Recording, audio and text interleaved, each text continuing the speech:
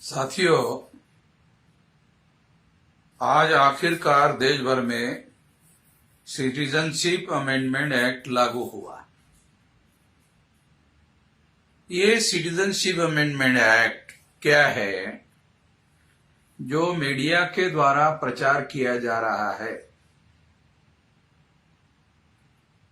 प्रचार क्या किया जा रहा है कि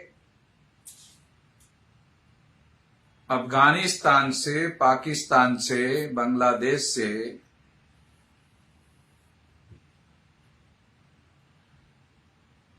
जो बुद्धिस्ट है, सिख है, ईसाई है, हिंदू है, ये लोग जो प्रताड़ित होकर वहां से भारत में आते हैं तो उनको भारत की नागरिकता दी जाएगी।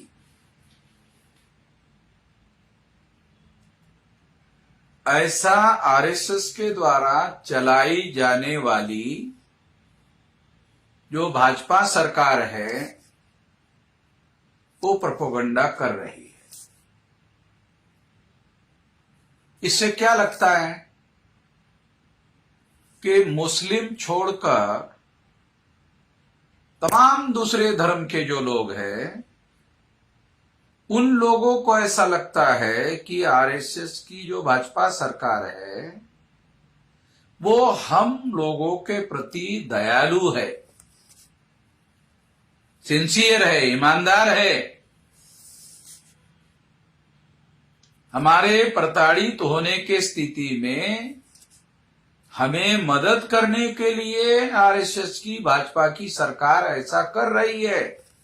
ये बड़ा काम आरएसएस भाजपा की सरकार कर रही है, ऐसा उन लोगों को लग रहा होगा या लगे, इसीलिए इस तरह का कानून बनाया गया। तो इसके पीछे जो दिखाई देने वाला पर्पज है, क्या वही है? मैं ऐसे नहीं मानता। इसके पीछे पर्पज ये है कि मुसलमानों ने तुम्हारे साथ बांग्लादेश में, पाकिस्तान में, अफगानिस्तान में जो व्यवहार किया, वो व्यवहार मुसलमानों ने तुम्हारे साथ किया,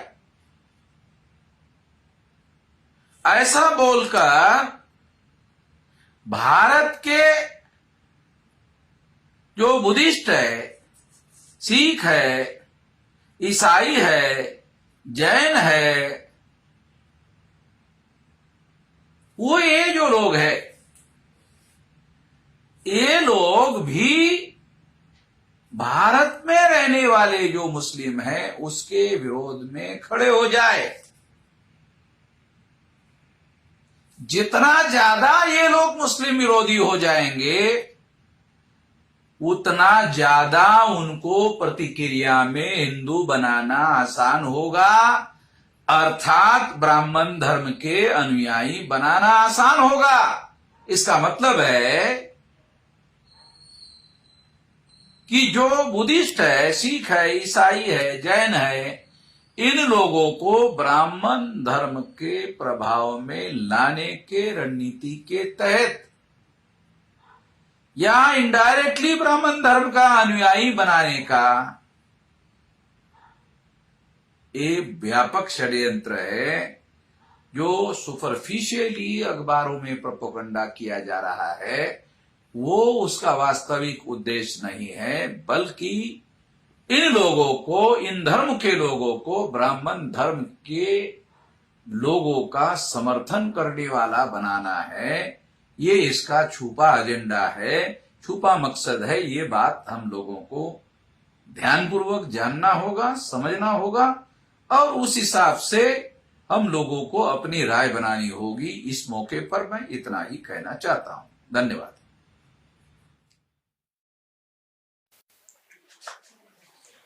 साथियों, भारत सरकार के द्वारा, भाजपा और आरएसएस की सरकार के द्वारा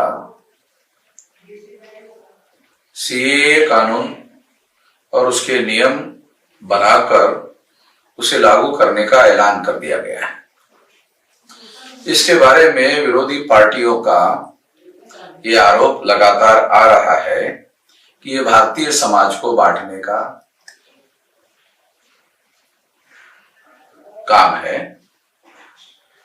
और ये आरोप भी आ रहा है कि ये धार्मिक भेदभाव के तहत मुसलमानों के साथ भेदभाव करने का मामला भी उठाया जा रहा है। मुस्लिम समाज के लोग भी ऐसा ही मान रहे हैं कि बांग्लादेश, पाकिस्तान और अफगानिस्तान से नॉन मुस्लिम जो रिलीजन को मानने वाले लोग हैं भारत में, मुस्लिम छोड़कर जो तमाम धर्म के लोग हैं, जितने भी धर्म के लोग हैं, चाहे जैन हो, बुद्धिस्ट हो, सिख हो, ईसाई हो, और भी कोई हो सकते हैं, वो सारे के सारे जो धर्म है, वो लोग अगर इन देशों से प्रताड़ित होकर भारत में आकर शरण मांगते हैं तो उनको भारत में नागरिकता दी जाएगी। ये मुसलमान छोड़कर आने वाले सभी लोगों को नागरिकता दी जाएगी, ऐसा ये इसलिए इस बात को स्वीकार किया गया आरएसएस भाजपा के लोगों ने कि मुस्लिम एक संघ समाज है, यानी मुसलमान है। मुसलमानों में कोई अगड़ा नहीं है, कोई पिछड़ा नहीं है, या डायरेक्ट इनडायरेक्ट जाति का नोशन नहीं है, ऐसा आरएसएस भाजपा के लोगों ने स्वीकार करना और उसको आधार बनाना, मुझे लगता है आरएसएस भाजपा के लोगों को क्या बांग्लादेश, पाकिस्तान और अफगानिस्तान ये भारतीय उपखंड के ही देश थे और इसमें वर्ण की, जाति की, अस्पृश्यता की मौलिक भावनाएं पहले से थी और इसको छोड़ करके ये इस्लाम धर्म में लोग गए थे, तो ये तो भेदभाव मौलिक रूप से वहां भी कुछ हद तक अभी भी बरकरार है, बना हुआ है, और ऐसे डाटा भी सार्वजनिक रूप से लोगों के द्वारा किए जाते हैं। इसके बावजूद भी आरएसएस भाजपा के लोगों के द्वारा उसे एक संघ समाज मानकर उन मुसलमानों को भारत में नागरिकता नहीं दी जाएगी, ऐसा मानना ये बहुत गलत बात है। हो सकता है बांग्लादेश में, अफगानिस्तान में और पाकिस्तान में इस जातीय वर्ण की बुनियाद के आधार पर मुसलमान होने के बावजूद भी भेदभाव होता होगा या हो रहा होगा। इससे प्रताड़ित होकर लोग भारत में शरण लेने के लिए आ सकते हैं। ऐसे लोगों को मुसलमान मानकर नागरिकता ना देना, ये तो सही बात नहीं है, ऐसे कहा जा सकता है, तो उचित बात नहीं है, ये कहा जा सकता है। और विरोधी पार्टी के लोगों का इसे केवल धार्मिक भेदभाव मान लेना, उसे केवल हिंदू मुसलमान के चश्मे से देखना, ये तो बात सही नहीं है। ये बात हम लोगों को और भारतीय लोगों को जानने और समझने की जरूरत है। दूसरी, हम लोग हम ये बात कहना चाहते हैं जो महत्वपूर्ण है, ऐसा मैं मानता हूं कि ये जो भेदभाव है, अगर वास्तव में इस तरह का भेदभाव होता है तो उन लोगों को भी नागरिकता दी जानी चाहिए। अगर नहीं दी जा रही है तो ये भारत में केवल मुसलमानों के साथ भेदभाव करने का मामला है। ये जो अपोजिशन पार्टी के द्वारा प्रोपेगेंडा किया जा रहा है, ये भारतीय मुसलमानों के वोट हासिल करने का केवल मात्रा हथकंडा है।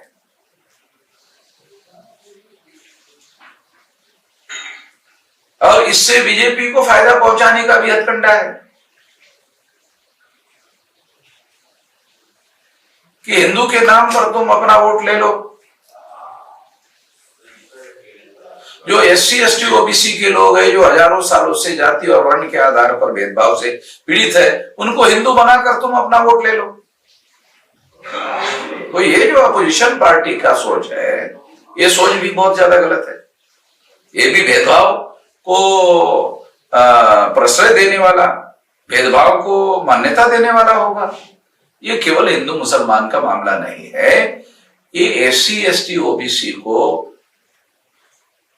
हिंदू बनाने का और इनडायरेक्टली ब्राह्मण धर्म उनके ऊपर थोपने का मामला है। ये उससे ज्यादा गंभीर मामला है, बहुत ज्यादा गंभीर मामला है।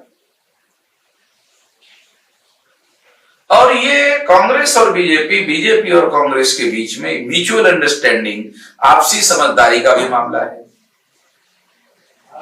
कि आप मुसलमानों के साथ भेदभाव करते रहो, हम मुसलमानों के साथ भेदभाव करते हैं, ऐसा आरोप लगाकर हम मुसलमानों के वोट लेते रहेंगे और एससी एसटी ओबीसी का जो जातीय उत्पीड़न हजारों सालों से हो रहा है उसको वैसे वैसे बरकरार रखेंगे।